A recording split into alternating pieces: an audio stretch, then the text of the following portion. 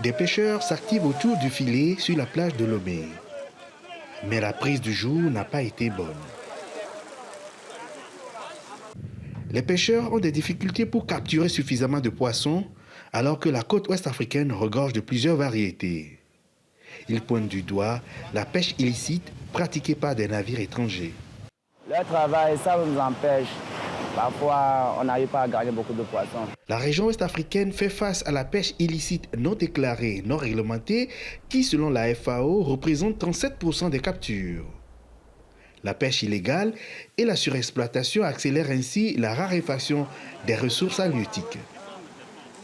Dans la zone CEDEAO, on perd par an 2,5 milliards de dollars par an, ce qui est énorme.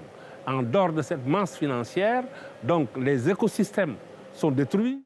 L'une des réponses à ces problèmes passe par la mise en commun des efforts et une synergie d'action.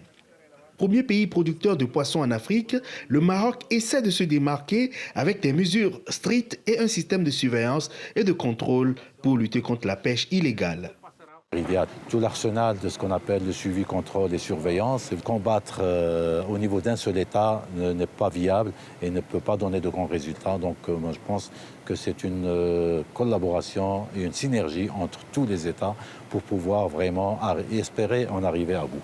Avec l'expérience marocaine, il est clair qu'au-delà des actions de coopération et des dispositions légales et réglementaires, il faut une réelle volonté politique et des moyens conséquents pour faire face à la pêche illégale. Noël Tadegno à Agadir au Maroc pour Africa News.